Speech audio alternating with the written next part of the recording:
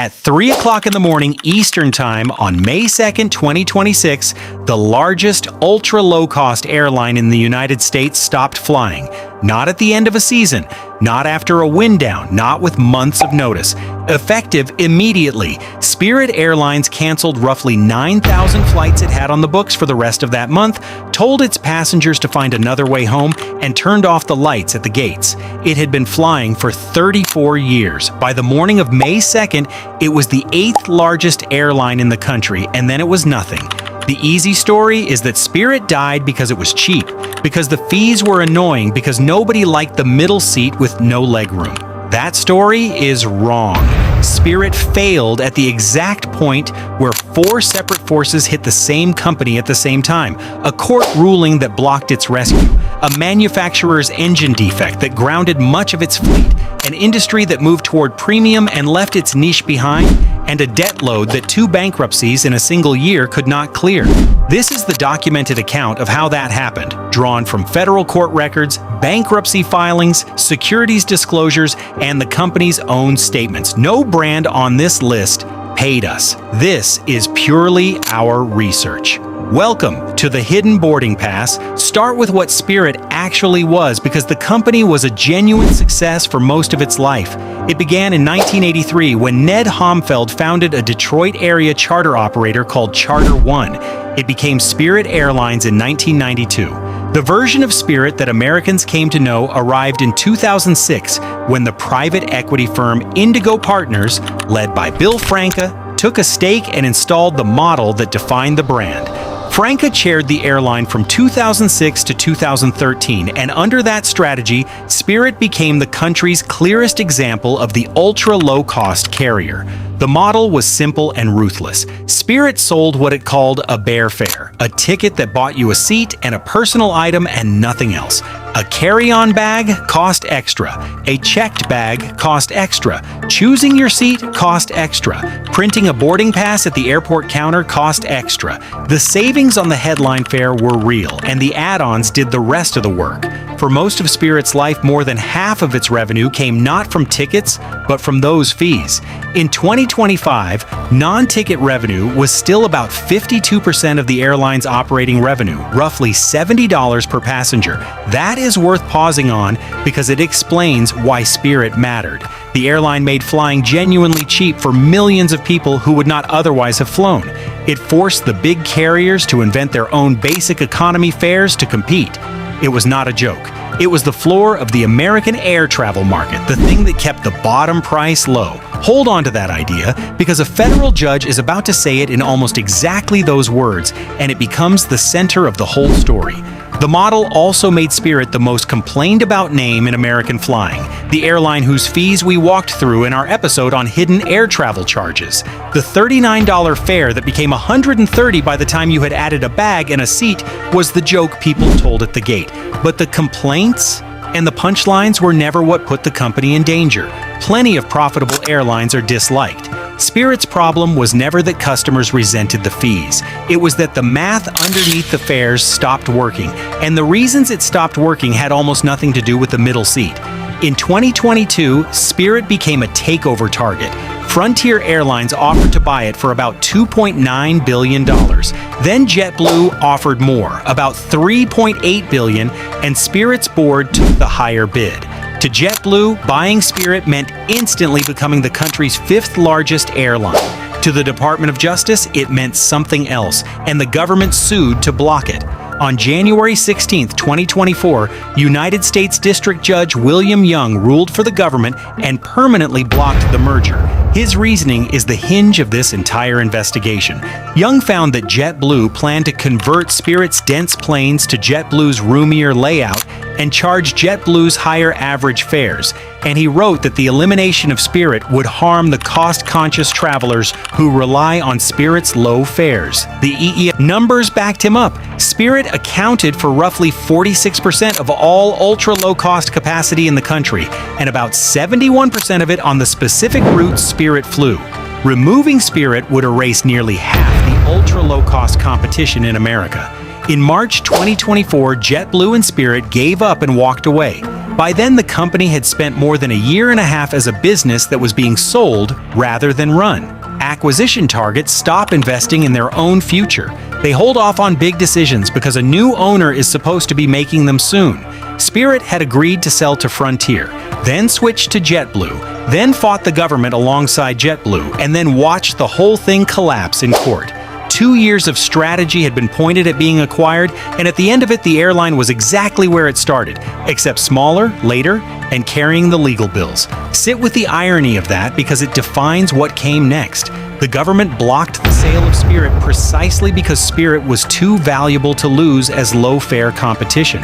The ruling was a statement that Spirit mattered. It was also, in hindsight, the moment Spirit's most realistic exit disappeared. Whether the ruling was right or wrong is a separate argument. What is not in dispute is that the company now had to survive on its own, and the next 2 years would test whether it could. You are hearing the story of how a 34-year-old airline went bankrupt twice and then vanished, built entirely from the public record. Subscribe to the Hidden Boarding Pass and hit the notification bell. Let us finish this. The first force to hit was mechanical, and Spirit did not cause it. Spirit's newest planes, the Airbus A320neo family, are powered by Pratt and Whitney geared turbofan engines, and those engines became the subject of an industry-wide defect that required them to be pulled off the wing and inspected. For Spirit, that meant grounded aircraft. About 25 of its Neojets were affected in 2024. By the middle of 2025, somewhere around 38 to 39 of them were sitting on the ground, out of a Neo fleet of roughly 90. On June 4th, 2025, Spirit reached a compensation agreement with a Pratt & Whitney affiliate for monthly credits, and the airline estimated the hit to its liquidity at between $150 and $195 million, with the removals expected to drag on through 2026. An airline that makes its money on volume cannot make money on planes that are not flying. Think about what that grounding actually does to a company like this. A legacy carrier with a grounded jet can shuffle it around a huge schedule and absorb the loss across hundreds of other planes and premium cabins. An ultra-low-cost airline runs lean by design. Every aircraft is supposed to fly long days, packed full, at low fares because the model only works on volume. Take 30-some jets out of a fleet of 90, and you have not trimmed the edges. You have removed a third of the machine that generates the cash. Spirit was paying to own and maintain planes that earned nothing on routes it then had to cut, in front of customers who simply booked a different airline. The second force was the market itself. After the pandemic, American travelers moved toward premium. They wanted bigger seats, bundles, comfort, and they were willing to pay for it, and the legacy carriers leaned hard into premium cabins to capture that money. Spirit's entire identity was the opposite. Its niche, the rock-bottom, unbundled seat, was exactly the part of the market that was shrinking. Spirit saw it and tried to change. In 2024 and 2025, it rolled out tiered bundles it called Go Big, Go Comfy, Go Savvy, and Go. And it pushed its larger big front seat as a premium leisure option. For a traveler who watched the cheap airlines suddenly start selling comfort, that was the reason. Spirit was trying to climb out of a hole the bare seat could no longer fill. The pivot came late, and it came while the company was bleeding, and it was bleeding badly. Spirit lost about $1.22 billion in 2024. It would lose about $2.76 billion in 2025, including a $317 million loss in the third quarter alone. Those are not the numbers of a company having a rough patch. They are the numbers of a company running out of time. The bankruptcies followed. Spirit filed for Chapter 11, the first time, on November 18, 2024, in the Southern District of New York, just months after the JetBlue deal collapsed. That first filing was a pre-packaged restructuring. It converted about $795 million of debt into equity, moved quickly, and closed in 114 days. Spirit emerged from it on March 13, 2025, and told the world it would come out stronger. During that first bankruptcy, Frontier came back. In January 2025, the same airline that had tried to buy Spirit in 2022 offered again. a debt and stock proposal worth about $400 million to Spirit's debtors plus a 19% stake in Frontier, with creditors putting in another $350 million in new funding. Spirit's leadership rejected it, calling the offer risky and costly and woefully insufficient, and chose to exit bankruptcy on its own. That decision to go it alone rather than merge is the second exit Spirit turned down. It would not get a third. 5 months after emerging, the airline was back in court. On August 29, 2025, Spirit filed for Chapter 11 a second time, again in the Southern District of New York. 2 bankruptcies in under a year is rare enough that the industry has a nickname for it, a Chapter 22. And it tells you the problem was structural, not a single bad break. A first bankruptcy is supposed to fix the balance sheet. When a company is back within months, the restructuring did not address what was actually wrong. The immediate triggers were about cash, and they show how fast a fragile airline can unravel. A credit card processor, Elevon, imposed collateral requirements that drained about $50 million and held back roughly $3 million more every day.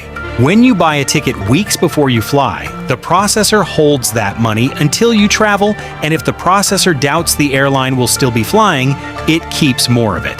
That is a vote of no confidence measured in daily cash. And on August 25th, just before the filing, the aircraft lessor AerCap sent notices terminating leases on 73 of Spirit's planes. An airline cannot fly planes it no longer has the right to fly, and it cannot operate when its own card processor is holding its cash. The people closest to Spirit's finances, the processor and the lessor, were the first ones out the door. The final months were a search for a rescue that never arrived. The restructuring plan called for a smaller fleet, a smaller network, and lower labor costs. There was reporting of a roughly $500 million federal rescue under discussion. It did not come together. And so at 3 in the morning on May 2nd, 2026, Spirit stopped. Roughly 9,000 flights for the rest of the month were canceled. Travelers were stranded at both ends of trips they had already paid for. The free Spirit loyalty points that customers had been collecting were, by the company's own wind-down notice, no longer redeemable, which we covered in our episode on airline miles. If you are ever holding a ticket on an airline that ceases operations, 3 things are worth knowing because they are the difference between losing the money and recovering it. First, if you paid with a credit card, you can dispute the charge for a flight that will never operate under the Fair Credit Billing Act. That protection is the single strongest reason to never pay for air travel by cash, check, or bank transfer. Second, check the other airlines. When a carrier has failed in the past, competitors have often offered stranded passengers a discounted rebooking fare to get them home, though that is a courtesy, not a guarantee. Third, treat loyalty points and travel credits from the failed airline as gone until a court process says otherwise. Do not build a plan around them. There is one last thing the record makes impossible to ignore. The Department of Justice blocked the JetBlue merger to protect the low-fare competition that Spirit represented, and a federal judge wrote that losing Spirit would hurt cost-conscious travelers. 2 years later, those travelers lost Spirit anyway, not to a merger, but to a collapse. The competition the court fought to preserve is gone all the same. That is not an argument that the ruling was wrong.